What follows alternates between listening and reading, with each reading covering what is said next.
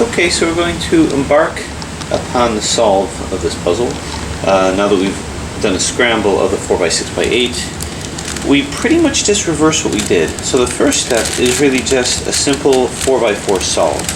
So no real tricks to this. You just have to bear in mind where your centers are and where your edges are. So these guys here are our centers. So why don't I start off with the orange, or the yellow center rather. So I'm just going to do a reduction the way that you would normally do with any 4x4. So these two are in. So let's go ahead and find the other yellow center, hanging out right over here.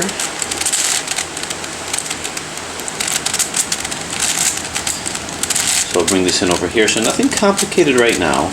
It's just a 4x4 solve. 4x4 reduction to a 3x3. That's pretty much what you're doing. Alright, so that center's in. We simply get the white center in as well. So I've got this here, move it up, double turn, move this back down so that I don't destroy my 4x4 center.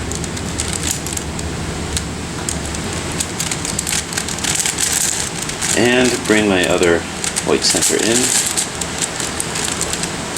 And I've got to bring it up. So we'll bump this out of the way. Bring it down. Double turn, bring this back up, so this is in. Okay, now this looks like it's a center, but it's not. It's actually, well, it's a centerpiece, but not the 4x4 centers. That's over here. So we're solving it based on the lowest common denominator here. On a 4x6x8, that's a 4x4. So let's see if we can put the red center in. Now understand, with this process of reduction, that's where the potential for parity is going to come from. The potential for parity means that I'm reducing this to an odd layer puzzle.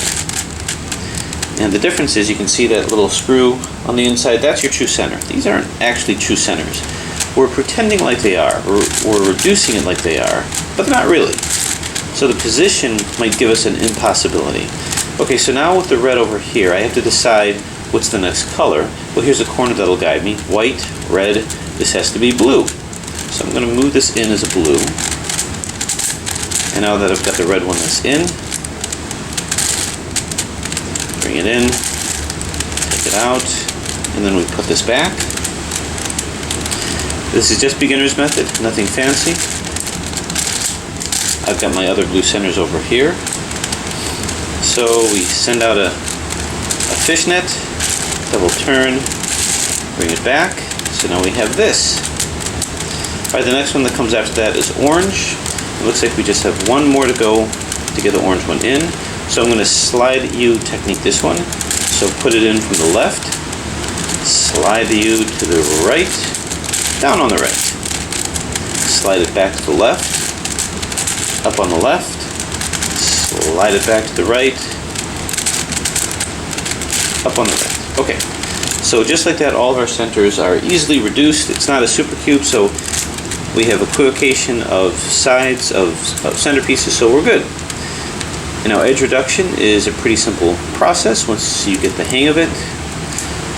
Green and white. We'll just find another green and white.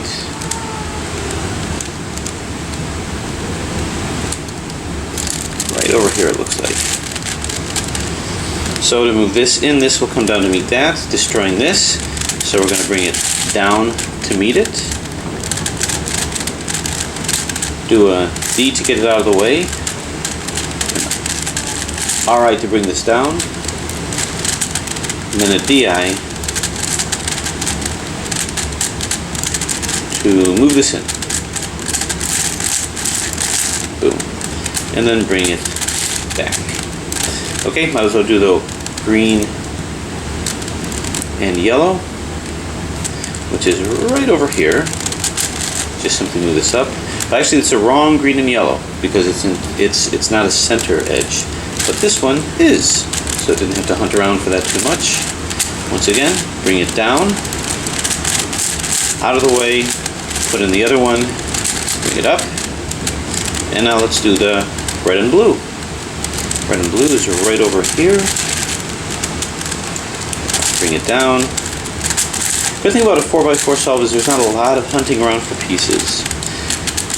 And boom. Now I saw that these two are lined up, so let's go ahead and put those in. Trying to make very quick short work of this. As you can see, I'm not a speed cuber. I just have to make sure this is aligned right as well. This also got placed, so that's a little bonus. Blue and white. Blue and white. Where are you, blue and white? This is the wrong one.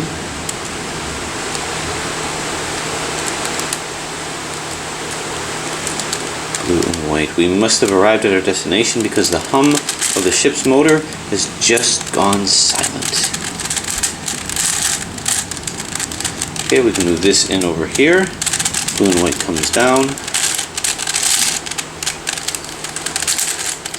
Now, I never know if somebody who works for Mefferts or Calvin or Diane or whichever is watching to see if this is something that they want to mass produce. And I'm telling you, you want to mass produce this. It's really just derivative of other puzzles. You see other brilliant designers who take known puzzles and simply make modifications. Simple modifications can create this puzzle. So, do it! Anyway, so here's a red and yellow, which I see over here, but the wrong one. I led myself astray. So it's right over here. Oh, red and yellow, okay. I found it, and it's right here. This is the proper red and yellow. Find one that isn't in yet, so you can see we can pretty quickly and effortlessly get what we need. Turn and up. Okay. Even though the ship's not moving, every so often you hear the engines rev up and the ocean swish, and I think it's because it's global positioning that keeps the ship in place. Okay, we've got an orange. Line this up here.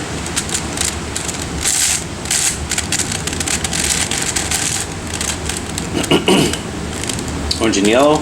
And the question is, will an ultimate shapeshifter sell? And I think it will. Turn, turn, and up. Okay, so we're getting there. We've got orange and yellow here. So this is a good way to just kind of introduce yourself, ease your way into the puzzle by doing a very familiar, comfortable solve of a 4x4. So this comes down, and we should be nearing the end here of our reduction. And we have these last two. So these last two corners line it up to where the same colors are opposite each other. Slide it in like this, and do the algorithm. R, F-I, U, R-I, F, and then slide it back. And there it is. So now you can see that our chaos is taken down just a little bit. So we'll proceed with a 3x3 solve. We reduced it from an odd parity. We're now counting these, which were never real centers. I'm not going to count that as centers. These, which are never really edges, we'll count that as edges. I say never really edges because they're really just specialized corners, and these are specialized corners as well. And as I was reducing them, I moved them as corners, and they go on either side of true edges and true centers. So, let's see. I'm going to do my yellow side first. I'm getting my cross, so this isn't and this isn't. I'm not paying attention to anything else around it. I'm only interested in the 4x4 parts, the terminal areas here. So try not to let that fool you. This is in, this is in, this is in. And in your ultimate shapeshifter, that's hard to really visualize, is the fact that I'm not paying attention to any of these guys whatsoever. It's just edges, centers, and corners of a 4x4. That's all I'm looking at. So I've got my cross. Now it's just a matter of wheeling these corners in. So this is below the green, yellow, orange, and yellow. That's here, green, orange, rather green, yellow, and orange. So I'm moving it in. So notice these are in. I don't care about any of these guys or any of these guys. Not yet. All I'm doing, the reason why I'm doing it this way is I'm unbandaging the puzzle. I'm trying to take the bandage out as much as I can. So now this is in. Okay, I believe we have one more left, which is this. Red, green, and yellow to match green, yellow, and red. And up. Okay, so you can see this is the first side. I've got a whole mess over here that I don't worry about yet. I'm just taking the bandaging out. Now for the middle layer, and it's just going to be this center, everything that I just reduced. That's the only thing I'm looking at. So this is going to come down to here, ignoring all of this other junk. U, I, L, I, U, L, U, F, U, I, F, I, pops it into here. Okay, here's another one that belongs in the middle layer. This goes to here, U, R, U, I, R, I, U, I, F, I, U, F, pops it into here. This needs to come over to here. I'm just going to do 2R, 2U, 2R, 2U, 2R, 2U. That puts that into here. I should have one more, which is this guy. This is going to come down to here. We do the algorithm to bring that in. And down. Okay, so you can see the middle layer is done. Again, ignore all of these guys. That's for the future. The final layer is going to be putting the edges in here. Okay, now what we're going to see here is we're going to see our first parity here, and this is a simple parity of even to odd reduction. One edge is up, the others are down. By down I mean rotated wrong. So if I were to put this one on the left side and do F, R, U, R, I, U, I, F, I, you can see the parity problem. Now, I guess it's better to call it parity problem than parity, because everything has a parity. It's just the oddness or the evenness. But this was put in upside down, but you didn't know it because of the fact that you couldn't tell the organization. So basically, that's the first type of parity. This is the parity that everybody understands and has learned, the parity problem of even to odd reduction, and understanding that I cannot solve this as a 3 by 3. This is an impossibility. So the only way to solve this, now you can say, well, it's just a simple rotation of two pieces, right? So what? It's kind of a trivial move. It's not the fact that it's a trivial move, it's the fact that it's the concept that I went from one parity to another and I can't solve it as a 3 by 3, and that's what I thought I could do. So no, it's not a difficult time getting it out of that situation. It's just the notion of what a parity problem means. So we did a reduction, and we can't complete that reduction. So, to get out of it, we do the Red Bull algorithm. 2R, 2B, 2U, L, 2 up, RI, 2 up, R, 2 up, 2F, R, 2F, Li, 2B, 2R. So these are all now rotated up. So what makes a parity problem is not the complexity of moves that you have to do. It's simply the concept that in your process of reducing one type of parity to another, you couldn't solve it. This is one that we're familiar with. We're going to take a little pause to see what action is going on down there.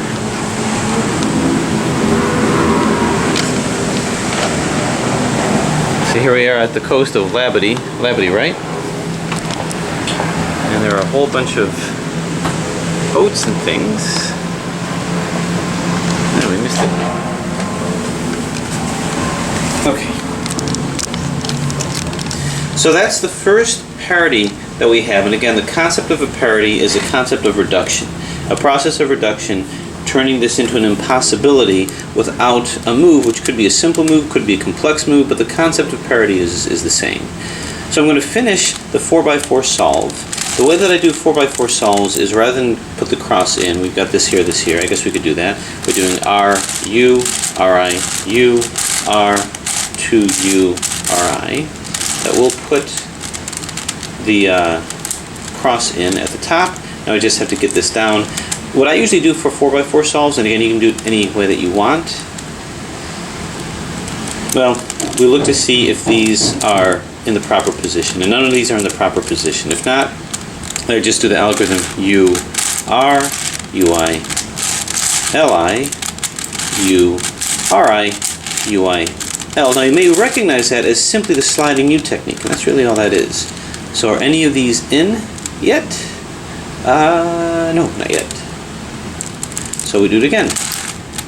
U, R, UI, Li, U, Ri, UI, L. Okay, we see this one is in. So in a 3x3 solve, one is in, none are in, or all are in. This is in, and wait a minute, this is in. So we've got two corners that are in and two that are out. That's another impossibility on a 3x3, so it's another parity, another 4x4 parity. But what kind of a parity? You don't get parities from corners because you don't reduce corners. It must be an edge parity. So the best way to show this is to go ahead and rotate all of these up. And actually, to be honest with you, in 4x4 solves, I usually rotate both of these up. But I can never get it out of the fact that two are in. And that has to do with the fact that the true parity with this is in the edges and not in the corners. So I'm going to go ahead and rotate these up by going Ri, Di, R, D, Ri, Di, R, D. And again, Ri, Di, R, D, Ri, Di, R, D. This swings around here. Ri, Di, R, D, Ri, Di, R, D. Okay. So when this happens, when I've got two that are in, we have to look at this as an edge parity. So I'm just going to ignore the edges right now and put the corners in by doing a variety of corner swaps. So if none are in, I haven't paired two corners up. I'm just going to do random corner swap to our U, to our UI, to our UI, D, to our UI, to our U, to our, this moves back, so two corners should be in, and it's these two. So now I do another corner swap to get these two correct. To our U, to our UI, to our UI, D, to our UI, to our U, to our, this comes back. Okay, so you can see all the corners are in. Now we just do edge swaps to get the edges in. This can go to here, to our U, to our U, to our, to U, to our, to U, to our U, to our UI, to our. Alright, so that's pretty good. Now let's put the blue one in, swap these two. To our U, to our U, to our, to U, to our, to U, to our U, yeah, to our UI, to our. Okay, now here's where the parity comes out. These two need to be swapped. We can just do to R, to U, to R, to U, to R, to U to do that, but then these will be swapped. So this is another parity situation. You can't get this in a normal 3x3. This can only happen in a 4x4. So because of that, I have to go into my reduction, because I can't solve this as a 3x3, but I can do this as a 4x4 by ceasing to look at these as edges and just as, well, corners. And I'll go ahead and do the parity solving algorithm with this. To U, to R, to F, to U, this to F, to R, to U. This is what I call the URF'd algorithm. So you saw the red bull and the URF'd, and now it's done. So there you have it. It's now been completely solved as a 4x4 with parities. And those parities were the parity of reduction from a 4x4 to a 3x3. And the algorithms were simple algorithms, but the concept of parity is still there, and that kind of helps decide why something wasn't really working so well.